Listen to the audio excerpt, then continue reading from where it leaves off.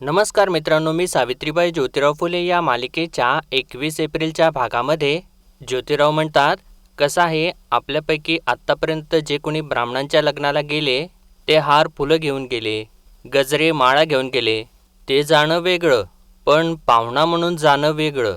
शिवाय मी स्वतः अजून कधी ब्राह्मणाच्या लग्नाला गेलो नाही. अशा समारंभात वावरायची मला सवयसुद्धा नाही. बरं, सदाचं ठीक आहे, तो मित्र आहे आपला, पण इतरांना शिवता शिवत व्हायची नाही हे कशावरून, असं त्यांनी म्हटल्यानंतर सावित्रीमाई म्हणते, अहो कसली शिवता शिवत, ते पण इंग्रजी 7वी पास माणसाची. तर तेव्हा ज्योतिराव म्हणतात, सावित्री, ब्राह्मणदेव रस्त्याने चाललेले असताना बाकीच्यांना बाजूला व्हावं लागतं, पाहिलंय ना तुम्ही. तर तेव्हा सावित्रीमाई म्हणते, पर तेव्हा तुम्ही कोणीच नव्हता, पर आता पुण्यात सगळ्यात जास्त शिकलेले आहे तुम्ही.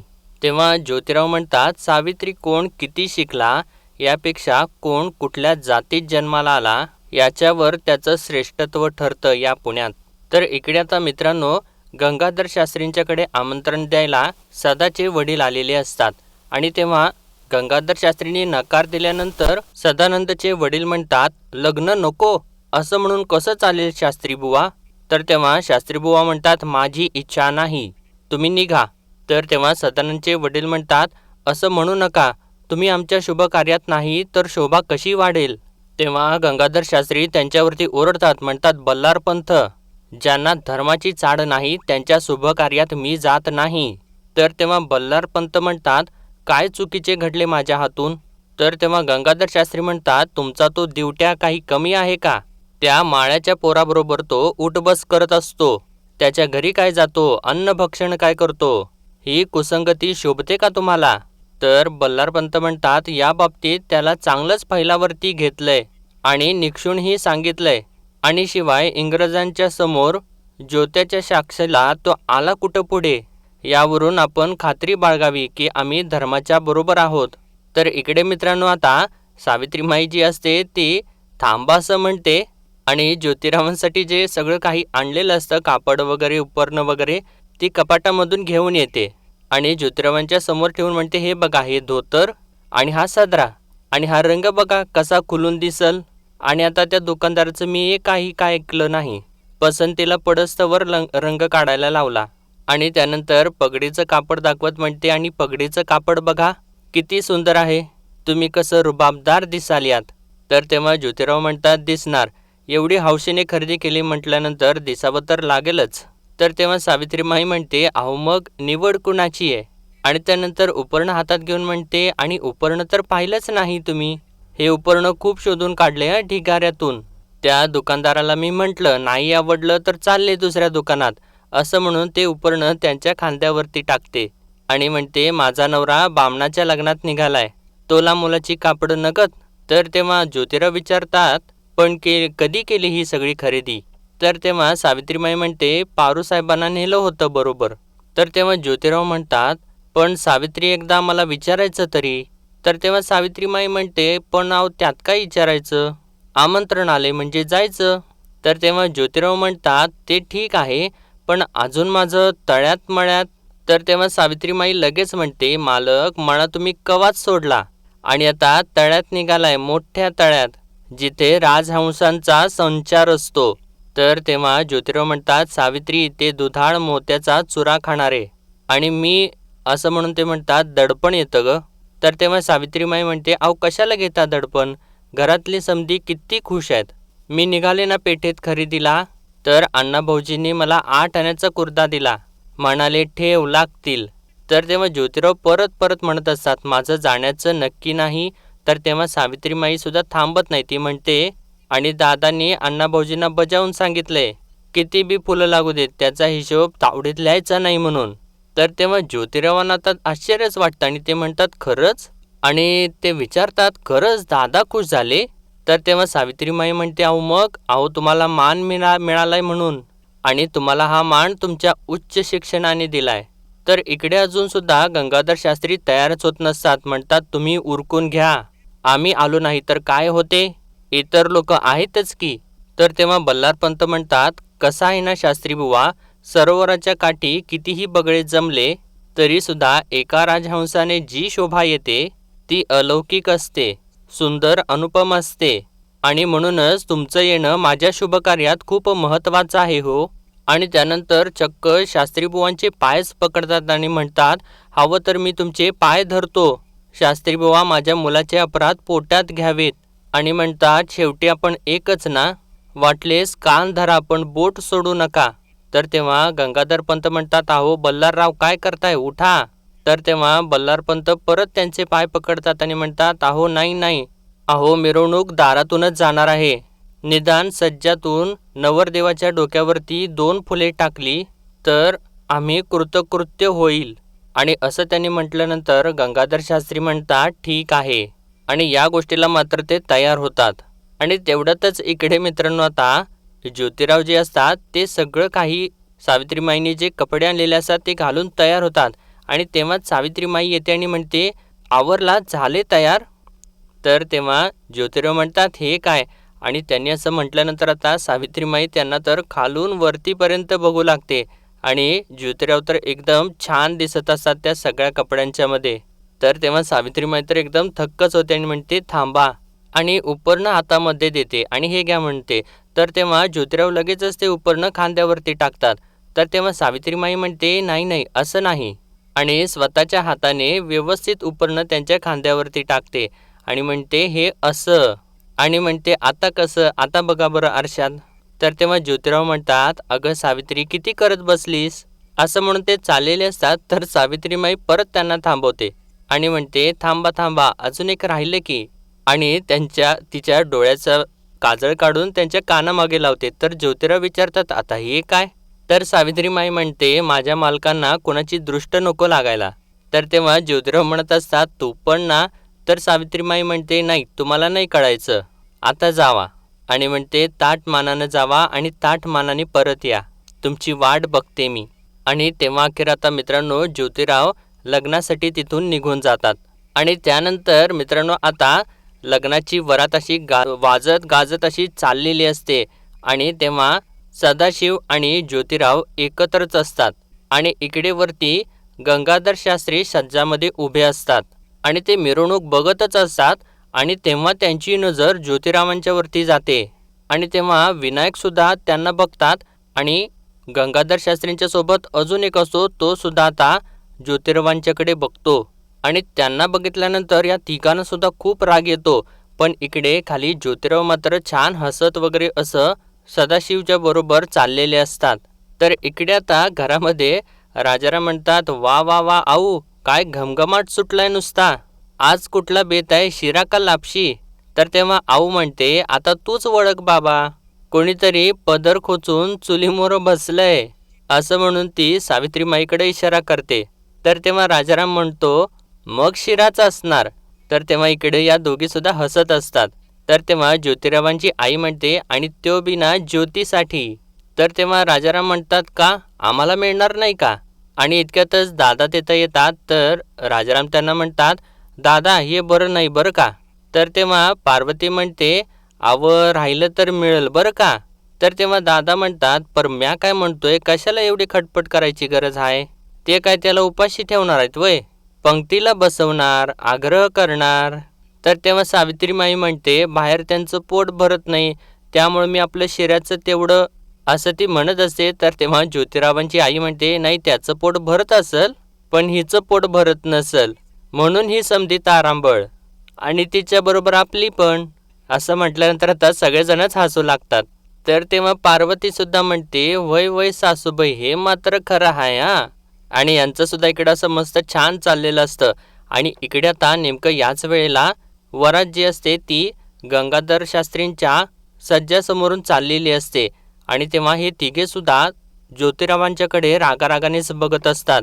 तर तेव्हा गंगाधर शास्त्री म्हणतात, उच्चवर्णीय ब्राह्मणांच्या लग्नात हा माळ्याचा पोर चालण्याचं धाडस कसं करतो, पुण्यवंत भूदेवांच्या बरोबरीनं चालण्याची योग्यता या शूद्रामध्ये आहे नाही, पहिला याला बाहेर काढा, जा त्या कुणब्याच्या पेकटात लाथ घाला, त्याला त्या वरातीतून बाहेर काढा आणि संपूर्ण वरातीवरती गोमूत्र शिंपडा आणि ज्यांना शक्य असेल त्यांना सांगा, मुठेवर जाऊन स्नान करून या म्हणावं मांडवात. आणि म्हणतात, विनायका एक लक्षात ठेव, वराडाचे शुद्धीकरण झाल्याशिवाय अंतरपाठ धरला जाणार नाही याची काळजी घे आणि म्हणतात निघा. तर तेव्हा हे दोघे सुद्धा आता तिथून ज्योतिरावांना वरातीतून बाहेर काढायसाठी जातात. तर इकडे मात्र मित्रांनो घरामध्ये सगळेजण खूप खुश असतात. दादा म्हणतात खरंच आज घरात लई गोडवा आलाय. या घरात आज पतूर लई गोष्टी घडल्या, पण आज जी मानाची गोष्ट घडली ती याआधी कवाबी घडली नव्हती. आणि असं बोलत असताना मित्रांनो त्यांच्या डोळ्यामधून पाणी आलेलं असतं. आणि पुढे ते म्हणतात मला असं वाटते की या लग्नाच्या मिरवणुकीत आपण जायला पाहिजे होतं. त्या थोरा मोठ्यांच्या लग्नाच्या मिरवणुकीत माझा लोक कसा दिसतोय ते लांबून बघितलं असतं.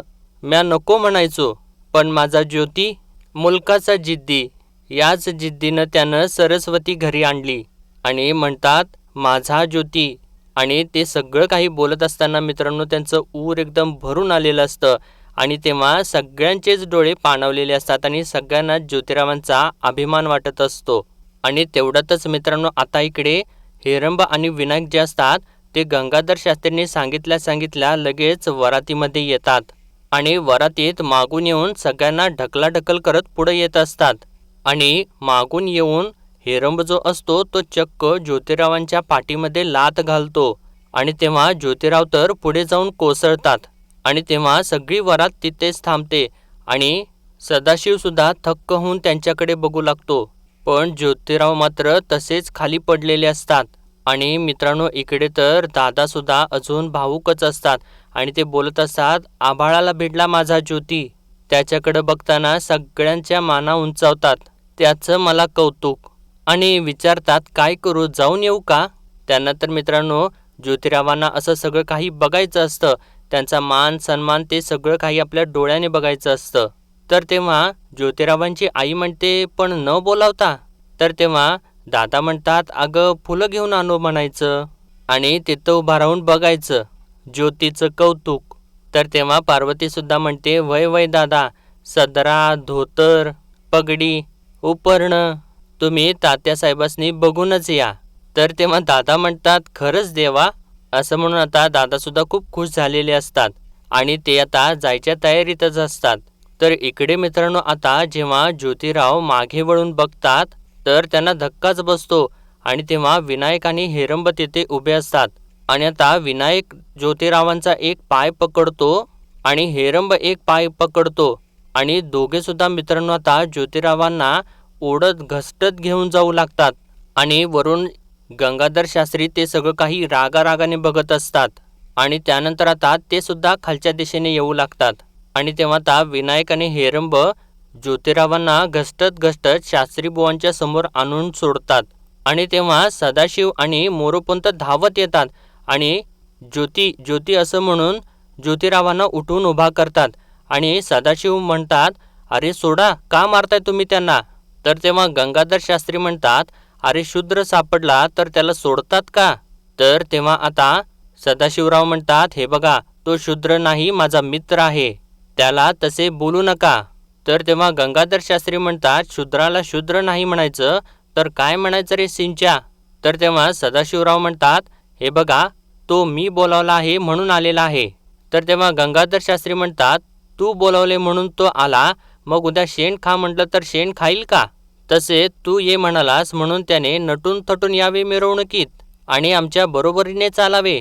याला काही लाज लज्जा शरम आहे का नाही.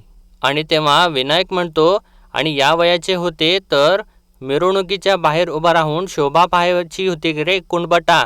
तर तेव्हा आता इतका वेळ शांत असलेले ज्योतिराव म्हणतात सदाशिवच्या घरामधले मंगल कार्य आहे म्हणून, नाहीतर या सगळ्याची उत्तरं, असं म्हणून ते थांबतात. तर तेव्हा गंगाधर शास्त्री म्हणतात तू काय उत्तर देतोस, 7वी पास झालास म्हणून तुझ्यात गर्वाचा संचार झाला आणि म्हणून तू धर्मास कमीपणा आणणारे वर्तन केलेस. तर तेव्हा हेरंब म्हणतो सदाशिव बघितलेस ना हा शूद्र, आधी आमच्या खांद्याला खांदा लावून चालला आणि वरून हा आता उर्मटपणा. तर गंगाधर शास्त्री म्हणतात उर्मटपणा चालणार नाही, कदापि नाही. कोण कुठला हा माळ्याचा पोर. असं ते इकडं मित्रांनो सगळं काही चाललेलं असतं. आणि इकडे घरामध्ये तर सगळेजण खुश असतात. तर तेव्हा पार्वती आता सांगत असते अव दादा एक एवढासा डाग पडला होता बघा, जाऊबाई म्हटल्या बदलून द्या, आणि घेतलं ना बदलून उपरनं. आणि म्हणते, आणि सासूबाई अहो सदऱ्याचा रंग तर तात्यासाहेबांनी एवढा खुलून दिसत होता ना, काय सांगू. असं म्हणून ती एकदम खुशीत होऊन सगळं काही सांगत असते. तर तेव्हा सावित्रीमाई म्हणते, आता ताईसाहेब सोबत असताना काय विचारायचं. तर तेव्हा पार्वती म्हणते, हाय का आता माझं काय, आता समधी यांची पसंती. आणि असं तिने म्हटल्यानंतर आता सगळेजणच हसू लागतात. आणि त्यानंतर आता चूल फुंकत असताना जरा सावित्रीमाईंना ठसका लागू लागतो. आणि इकडे आता त्याच वेळेला नेमकं सदाशिवराव परत म्हणतात, मी पुन्हा सांगतोय, ज्योती मित्र आहे माझा. तर तेव्हा गंगाधर शास्त्री म्हणतात, अरे मित्र झाला म्हणून काय आमच्या जानव्यात लोंबकळावे आणि आम्ही काय बघत बसावे, याला काय जातीपातीची चाड आहे का नाही. तर विनायक म्हणतो, अरे बेशिस्तपणाचा कळस आहे कळस. अरे तुझ्यामुळे धर्म बाटला आमचा, मिरवणुकीतील सर्व ब्राह्मणांना विटाळ झाला विटाळ. तर गंगाधर शास्त्री म्हणतात, अरे हा अजून इथेच उभा आहे, धक्के द्या त्याला, बाहेर काढा इथून, तुझ्यामुळे धर्मलया जाईल रे आमचा. अरे मूर्ख माणसा, शिक्षणाची पायरी काय चढलास आणि स्वजातीची पायरी विसरलास. तर विनायक म्हणतो, अखेर बाटवलेस आमचे ब्राह्मण्य, तुला चांगले प्रायश्चित्त द्यावयास हवे. तर गंगाधर शास्त्री परत म्हणतात, अरे का थांबलायस कुणभटा, तुझ्या अंगावरील वारा देखील आमच्यासाठी अस्पृश्य आहे रे, अरे निघ आता, जा जा. आणि विनायकला इशारा करून सांगतात. तर विनायक आता पुढे येतो आणि ज्योतिरावांना तो धक्का देतो. तर तेव्हा सदाशिवराव त्यांना पकडतात. आणि आता मित्रांनो, ज्योतिरावांचे डोळे थोडेसे पाणावलेले असतात. आणि नेमकं त्याच वेळेला इकडे मित्रांनो आता सावित्रीमाईला खूप ठसका लागत असतो. आणि तेव्हा ज्योतिरावांची आई उठते आणि तिला पाणी देते. आणि इतक्यातच आता इकडे बाहेर एक जण दादा, ओ दादा असं म्हणून दादांना हाक मारत असतो. आणि तेव्हा आता दादा कोण र असं म्हणून बाहेर जातात आणि त्यांच्या मागे सर्वजणच आता बाहेर येतात. आणि बाहेर आल्यानंतर दादा थोडेसे घाबरलेलेच असतात आणि विचारतात, काय झालं रे शिवा. तर तेव्हा तो शिवा जो असतो ते जे काही सगळं घडलेलं असतं ते सगळं काही दादांना सांगू लागतो. आणि ते ऐकत असताना मित्रांनो आता सगळ्यांना एवढा मोठा जोराचा धक्का बसतो, सगळ्यांच्या पायाखालची जमीनच सरकते. आणि त्यांनी जे काही विचार केलेलं असतं, त्यांच्या डोळ्यासमोर जे काही चित्र असतं त्याच्याबरोबर उलटं सगळं काही इकडं घडलेलं असतं. आणि ते सगळं ऐकत असताना सगळ्यांनाच खूप धक्का बसतो. आणि इतक्यातच सावित्रीमाई एकदमच म्हणते, अण्णा चला, आणि ती पुढं चालू लागते. तर तेव्हा राजाराम म्हणतात, सावित्री थांब सावित्री, असं म्हणून ते सुद्धा आता सावित्रीमाईच्या मागे मागे धावू लागतात. आणि इकडे दातांना तर खूप जोराचा धक्का बसलेला असतो आणि पार्वतीच्या डोळ्यामधून तर पाणीच येऊ लागतं. आणि त्यानंतर आता इकडे सावित्रीमाई आणि राजाराम दोघे सुद्धा मिरवणुकीच्या वाटेने चालत असतात. तर इकडे आता दादा म्हणत असतात, मी जाऊन येतो देवा, हे असा आता घरात बसून चालायचं नाही देवा. आणि इतक्यातच आता राणूजी आणि रखमा तिथं येतात. तर तेव्हा रखमा म्हणते, चिमणा काय गे चिमणा, कानावर आलंय ते खरं आहे का. तर तेव्हा ज्योतिरावांची आई तर डोक्याला हात लावूनच बसलेली असते. तर रखमा म्हणते, लई वंगाळ झालं बघ. तर राणूजी म्हणतात, दादा अरे भर वरातीतून असं पाय धरून ओढलं रे. तर तेव्हा रखमा म्हणते, अहो पण म्या म्हणते गरजच काय होती, त्या भूदेवाच्या लग्नात जायची वय का नाही. तर राणूजी म्हणतात, वर विरोध केल्यासारखं दावायचं, पर त्याला आतनं गुदगुल्या होत्यात, अरे सांगायचं की बाबा आपल्याला नग हे लगीन. तर तेव्हा दादा म्हणतात, अरे काय बोलतोयस तू आप्पा, तोंडाला येईल ते बरळतोयस. तर तेव्हा सगुनाव सुद्धा म्हणते, अरे आप्पा गप्प बस. तर तेव्हा रखमा म्हणते, आता ही काय गप्प बसायची येळ आहे वय, त्याला किती लाता बुक्का घातल्या, त्याला काय बरं वाटलं असेल वय. तर तेव्हा सगुनाव तर डोक्यालाच हात लावते हे दोघं असं बोलत असताना. तर रखमा पुढं म्हणते, कुठं गेलाय देव जाणे. तर तेव्हा पार्वती म्हणते, कुठं बी जाणार नाहीत ते, येताल घरला तात्यासाहेब. तर रखमा म्हणते, परमेश्वरा लेकराला लवकर घरला आण बाबा. आणि इकडे मित्रांनो आता सावित्रीमाई तर एकदम तरा चालतच असते. तर तेव्हा राजाराम म्हणतात, सावित्री सावित्री ऐक माझं, थांब, हे बघ लग्नाच्या मांडवाकडं जाऊ नगस. अगं ज्योती वरातीत सामील झाला तर एवढा गोंधळ झालाय, आणि जर आपण लग्नाच्या मांडवात गेलो तर काय होईल विचार कर, याचा थोडा तरी विचार कर. असं म्हटल्यानंतर आता सावित्रीमाई थांबते आणि म्हणते, कुठं शोधायचं पर आता यासने. तर तेव्हा राजाराम म्हणतात, इकडंच कुठंतरी शोधू आपण, पण तिकडं नग जायला, तर तेव्हा सावित्रीमाई परत काही ऐकत नाही आणि ती परत पुढे चालू लागते. तर तेव्हा राजाराम म्हणत असतात, सावित्री ऐक अगं माझा ऐक. तर आता हे दोघे पुढं चाललेलेच असतात. इतक्यातच मित्रांनो आता ज्योतिरावांच्या खांद्यावरती सावित्रीमाईने जे उपरणं टाकलेलं असतं ते उपरणं आता तिथं खाली पडलेलं त्यांना दिसतं.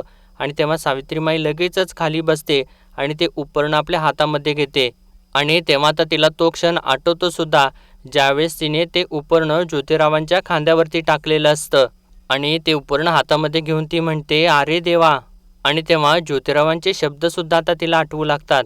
ते म्हणालेले असतात, पाहुणा म्हणून जाणं वेगळं, पण इतरांना शिवता शिवत व्हायची नाही हे कशावरून. आणि तेव्हाच आता मित्रांनो इकडून वरून गंगाधर शास्त्री ए शूद्र मुली असं म्हणून सावित्रीमाईंना ओरडतात. आणि तेव्हा आता सावित्रीमाई त्यांच्याकडे बघू लागते. आणि मित्रांनो आजचा भाग इथेच संपतो आणि पुढील भागामध्ये आपण पाहणार आहोत गंगाधर शास्त्री म्हणत असतात, ज्या जागी गुलाल उधळला त्याच जागी तोंडात माती गेली. बघितलेत का ते उपरणं? अहो ते उपरणी काय पायलीला 50 मिळतील बाजारात, पण खांद्यावरती घ्यायला खांदा जातीवंत आणि कुलीवंत नको का? तर इकडे मित्रांनो आता ज्योतिराव घरी आलेले असतात आणि ते खूप रागराग करत असतात आणि आपल्या डोक्यावरची पगडी जी असते ती रागारागात काढून फेकतात आणि म्हणतात, कशाला शिकलो, कशाला ग्रंथ वाचले. आणि म्हणतात, सावित्री हा अपमान सहन होत नाहीये मला. आणि त्यानंतर आता दुसऱ्या दिवशी सकाळी सावित्रीमाई ज्योतिरावांना म्हणते, अहो बदली पंतोजींचं काम घेतलंय ना शाळेत, जायला नको. तेव्हा ज्योतिराव म्हणतात, आता खडू धरण्याची इच्छा मेली माझी. तर तेव्हा सावित्रीमाई म्हणते, मालक तुम्ही घरात बसलात तर तुम्ही घाबरलात असं त्यांना वाटेल आणि मला ते चालायचं नाही.